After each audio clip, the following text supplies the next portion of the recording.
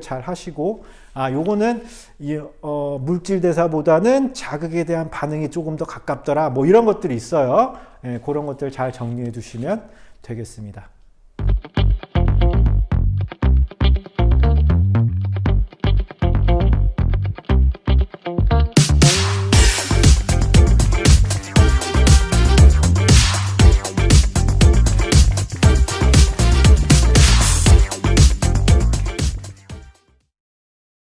자, 안녕하세요. 생명과학원 이유상입니다. 자, 오늘도 본론으로 바로 넘어가도록 하겠습니다.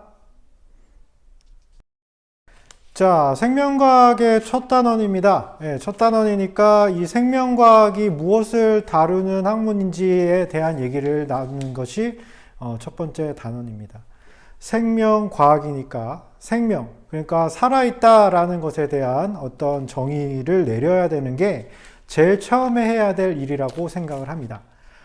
그런데 과학자들이 아무리 객관적으로 살아있다라는 걸 규정하려고 하지만 굉장히 어렵겠죠. 무엇이 살아있다라고 정의 내릴 수 있겠습니까? 굉장히 어렵습니다.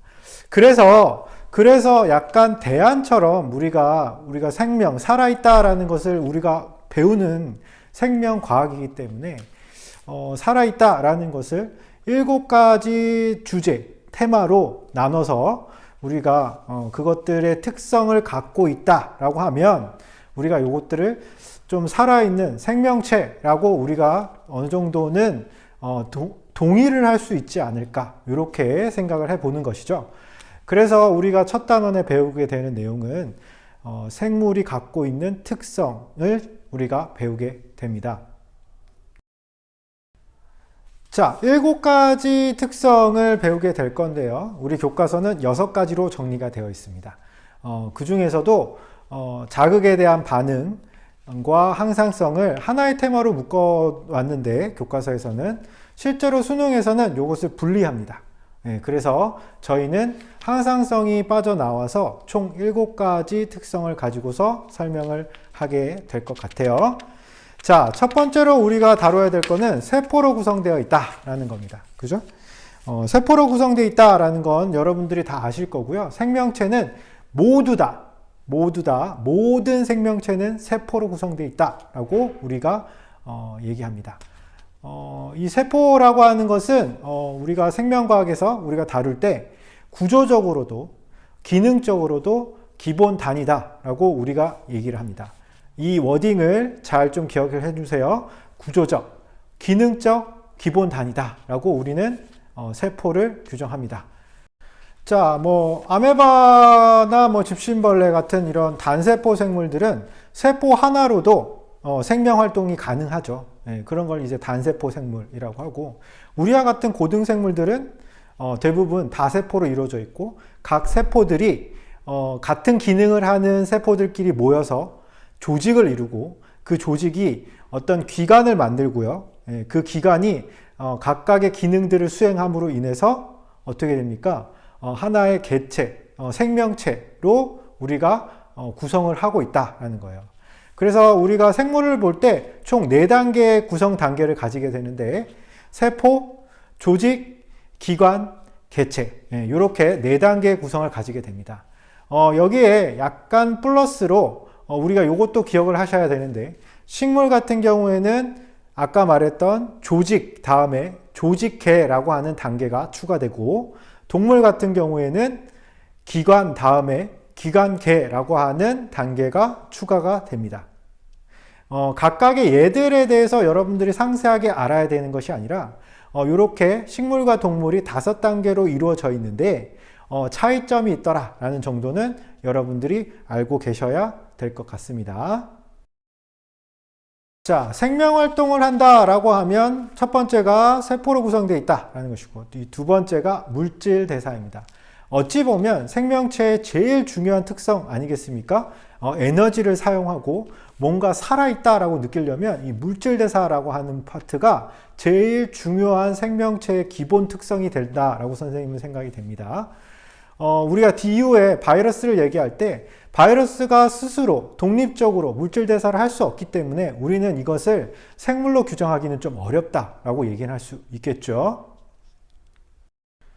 자, 생명체 안에서 일어나는 모든 화학 반응을 물질대사라고 우리가 정의합니다. 몸 안에서 일어나고 있는 모든 화학 반응을 우리는 물질대사라고 얘기를 하고요. 이 물질대사는 뭐 합성, 분해, 이렇게 동화작용, 이화작용, 우리가 통합과학 시간에 열심히 외웠던 거 있죠. 외웠다기보다는 여러분들이 조금 요거를 잘 좀 기억하려면 그 상황 자체를 좀 이해하시면 좋을 것 같아요. 결국에는 이게 무슨 의미냐라고 하면 작은 분자를 큰 분자로 만드느냐, 큰 분자를 작은 분자로 만드느냐, 요 과정이거든. 화학은 두 가지밖에 없어. 결국엔 작은 걸 큰 걸로 만들 때는 에너지가 들어갈 거야. 흡열 반응이라고 하죠. 반대로 큰 분자를 작은 분자로 할 때는 에너지가 방출될 거야. 그걸 발열 반응이라고 하죠. 어찌됐든 잘 정리해 두시고 그래프도 한 번씩 떠올려 보시고 그 다음에 이런 물질 대사가 가능하게 해주는 녀석이 누구의 도움 때문이더라? 생체 내 평균 온도가 36도 정도가 되기 때문에 이걸로는 화학 반응이 정상적으로 일어나기가 쉽지 않거든. 근데 이것을 도와주는 촉매로서의 역할을 하고 있는 효소의 도움을 받더라. 효소가 어떤 역할을 하더라? 활성화 에너지를 낮춰주더라. 활성화 에너지가 뭐더라? 반응이 일어나는데 필요한 최소값의 에너지더라. 이 값을 낮춰주니까 반응이 빠르게 일어나게 해주는 거였지. 그래서 효소가 없이는 사실 물질대사, 생명체 안에서 일어나는 모든 화학 반응이 정상적으로 일어날 수는 없는 거야. 여기서 조금 더 확장해 보면 효소는 단백질로 이루어져 있거든. 단백질은 열에 약하지. 그러니 체온이 너무 많이 올라가면 이 효소의 기능이 제대로 발휘할 수가 없을 거야. 그러면 당연히 물질대사가 정상적으로 일어나지 못하고 생명활동에 굉장히 큰 영향을 미치게 될 겁니다. 자, 그 다음에 우리가 얘기할 수 있는 게 발생과 생장입니다. 굳이 나눠보자면 발생은 수정란으로부터 하나의 어린 개체까지를 우리가 발생 과정이라고 합니다. 수정란으로부터 개체까지를 우리는 발생이라고 하고 그 다음에 이 개체가 어린 개체가 세포 분열을 통해 세포가 많아짐으로 인해서 몸집이 커지는 이와 같은 상황을 우리는 생장이라고 합니다. 성장이 아니라 생장입니다. 그래서 발생과 생장이라고 하고 이것을 묶어서 우리는 테마로 정할 겁니다. 실제로 문제에서는 발생의 얘기가 나와도 발생과 생장, 생장 얘기가 나와도 발생과 생장으로 여러분들은 구분 지으시면 되겠습니다. 생장이든 발생이든 포인트는 세포 분열을 통한 세포의 수의 증가입니다. 이렇게 정의를 해 놓으시면 좋겠습니다. 자, 그 다음에 네 번째 맞나요? 네 번째 테마가 자극에 대한 반응입니다. 말 그대로 생물체가 주변 환경의 어떤 자극에 대해서 반응하게 되어 있습니다. 여러분들도 충분히 자극에 대해서 반응하고 있을 거예요. 시각적인 자극이라든지 후각이든지 어찌됐든 간에 여러 가지 감각을 통해서 자극을 받아들이고 그것에 따라서 움직이고 있을 겁니다. 식물 또한 동일하게 식물 또한 움직임이 없을 수는 있겠지만 어쨌든 그런 자극에 반응하고 있고 생장을 한다던가 아니면 다른 것들을 통해서 반응하고 있다 우리가 얘기할 수 있겠죠. 미모사 잎을 건드리면 움츠러든다든지 아니면 파리지옥에 파리가 이렇게 앉으면 접는다든지 이런 것들이 자극에 대한 반응의 대표적인 예가 될 수 있겠습니다. 그 중에서도 선생님이 수업 시간에 한 가지 언급한 것이 있는데 굴광성이라고 하는 겁니다. 자, 굴광성이 뭐냐라고 하면 빛을 향해 굽어서 자라는 현상을 굴광성이라고 합니다. 빛을 향해 그냥 굽는 게 아니고 굽어서 자라는 현상입니다. 이게 왜 나타나느냐라고 하면 식물 생장 호르몬인 옥신 때문이에요. 이 옥신이라고 하는 물질은 어디서 생성되냐면 줄기끝 생장점에서 생성되었고요. 중력의 영향을 받겠지만 어찌됐든 빛의 반대 방향에 위치합니다. 이 얘기는 이렇게 말로 표현하니까 좀 이해가 덜 할 수 있을 것 같은데 빛의 반대 방향의 식물 생장 호르몬이 생장을 더 잘 시킨다 이렇게 되는 거죠.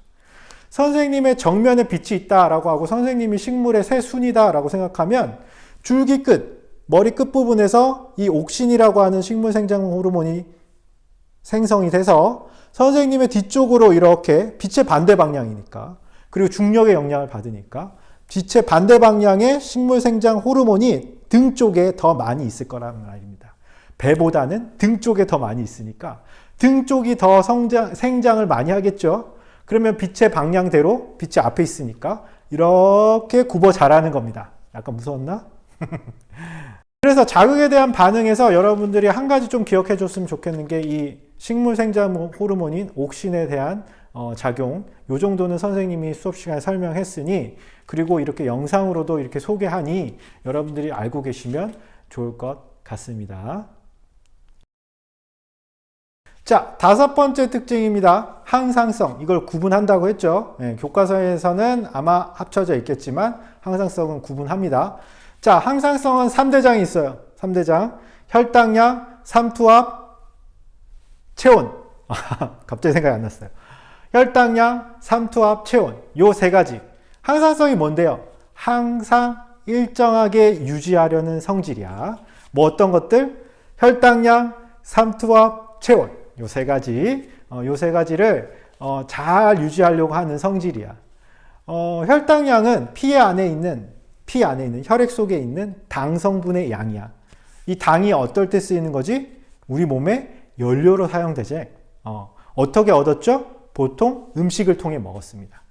그래, 음식을 먹어서 소화의 과정을 거쳐서 탄수화물의 채소 단위인 포도당이 이 혈액을 통해서 이렇게 각각의 세포의 미토콘드리아한테 전달되어서 에너지를 뽑아내잖아. 그 과정을 잘 이해하고 계시다면 이 혈당량이 얼마나 중요한지 알 수 있을 것 같아. 그러니까 우리 몸의 연료라고 생각하시면 되겠죠. 당연히 높을 때보다 없을 때, 연료가 없을 때 위기 상황인 거야. 저혈당일 때 훨씬 더 위기 상황인 거야. 만약에 저혈당이 있는 환자는 보통 심한 경우에는 쇼크로 죽을 수도 있어. 그래서 저혈당일 때가 훨씬 더 위험한데, 고혈당일 때는 왜 위험할까? 고혈당일 때에도 이 연료가 너무 많다라는 거는 세포의 어떤 노화를 촉진시킬 수도 있어. 너무 많이 사용해버리는 거지. 에너지를 너무 많이 만들어버리는 거지. 그리고 당뇨병이랑도 관련이 있고, 그리고 너무 고혈당인 경우에는 어떻게 될까? 고혈당인 경우에는 당으로 남아있지 않고 지방으로 변환되어서 우리 몸에 축적이 되겠죠. 그래서 어떤 체중의 증가나 이런 거에도 영향을 미칠 수 있기 때문에 고혈당과 저혈당 둘 다 안 좋아. 그래서 항상 일정하게 어느 정도는 유지시켜줘야 돼. 자, 여기서 관여하는 호르몬이 있는데 요 정도는 여러분들 알아놓자. 뭐냐면 여러분 밥 먹고 나면 나오는 호르몬이 있어. 그걸 뭐라 부르지? 인슐린 들어봤을 거야.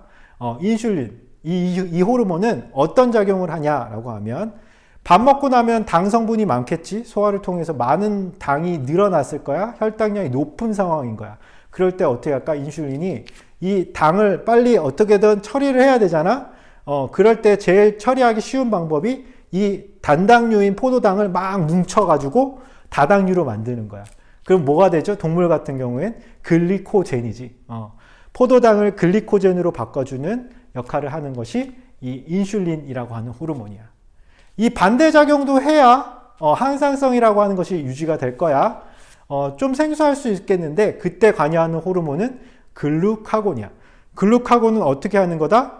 간에 저장되어 있던 아까 만들어놨던 그 글리코젠을 밥을 안 먹고 우리가 허기죠. 그럴 때 이 글리코젠을 분해해서 빨리 혈당량을 높이지. 그것을 해주는 호르몬은 글루카곤이라고 해요. 어쨌든 요 정도 호르몬 정도는 기억해 볼 수 있지 않을까. 항상성 했는데 삼투압, 혈당량, 체온 했는데 삼투압, 물의 양 조절하는 거니까 뭐 알겠다고. 많이 먹으면 오줌 많이 쌀 거고 이런 것들이 이제 삼투압인 거고, 체온 뭐 더우면 열 발산량이 증가할 거고 열 발생량을 줄어들 거야. 뭐 그런 것들은 어렵지 않게 이해할 수 있는데, 혈당량은 조금은 호르몬 같은 경우는 좀 기억을 해 두셔야 되겠다라고 선생님은 말씀을 드립니다. 그래서 항상성 파트는 조금 기억해야 될 것이 있었다. 자극에 대한 반응도 하나 있었죠. 굴광성. 여러분 놓치지 말고 선생님 수업이 왜 중요한지, 수업이 왜 본 수업이 중요한지 여러분들 이해하셔야 됩니다. 자, 6번째 테마는 생식과 유전입니다. 요건 좀 쉽게 갑시다. 생식이라고 하면 식구를 생산한다. 표현이 좀 그런가요? 네, 뭐 여러분들 잘 알고 있는 요거는 종족이 유지되기 위한 성질 중에 하나야. 특성 중에서 종족이 유지되고 싶은 마음이 큰 거야. 그지? 그래서 식구를 늘린다. 이렇게 생각하시면 되겠고요. 유전은 담는 거야. 부모로부터 담는 건데, 담는 게 어떤 뭐 여러분 중학교 때 배웠던 유전 법칙 이런 것들이 적용되죠. 예, 그래서 우성이다, 열성이다 뭐 이런 것들을 얘기하는 것이 이 유전과 관련된 얘기예요. 아마도 3단원에서 아니죠. 3단원 아니에요. 4단원에서 유전 파트에서 정말 좀 수능에서 킬러 문제가 많이 나오는 영역이 이 유전 파트입니다. 거기에 대해서는 지금은 좀 쉽게 좀 갑시다. 그래야 그때 조금 등반하는 게 좀 수월하니까. 그래서 생식과 유전, 종족을 유지하기 위해서 하는 거구나. 이렇게 생각해 보시면 되겠습니다. 자, 마지막 테마가 되는 7번째, 적응과 진화입니다. 예, 적응과 진화를 굳이 나눌 필요는 없습니다만 굳이 나눠보자면 진화가 오랜 시간에 걸쳐서 유전자의 구성이 변하는 것을 우리는 진화라고 정의 내리고 있어요. 적응은 어떤 환경에 단기간이라도 어떤 형질의 변화나 특성이 변하는 것을 우리는 적응이라고 합니다. 굳이 나눌 필요는 없어요. 적응과 진화 한 테마로 묶어서 여러분들은 기억을 해 놓으시면 되겠습니다. 우리가 이미 많이 배웠어요. 그 예들은 선생님이 아마 활동지로 40가지 이 생물 특성에 대한 40가지 특성에 대한 예들을 제시를 할 거고 정답도 알려드릴 겁니다. 거의 대부분의 어떤 기출에 대한 어떤 예들은 여러분들이 쉽게 접근하실 수 있을 거예요. 한 몇 가지 예만 여러분들이 체크를 잘 하시고 요거는 물질 대사보다는 자극에 대한 반응이 조금 더 가깝더라 뭐 이런 것들이 있어요. 예, 그런 것들 잘 정리해 두시면 되겠습니다. 자, 이렇게 해서 생물의 특성을 7가지 테마로 나눠서 간단하게 설명을 해 드렸어요. 몇 가지 테마는 조금 중점적으로 설명한 부분이 있고 어떤 테마는 매우 쉽게 이렇게 넘어간 부분도 있습니다. 이유는 여러분들이 잘 생각해 보시면 될 것 같아요. 네, 오늘도 수고하셨습니다. 여기서 마무리하도록 하겠습니다. 감사합니다.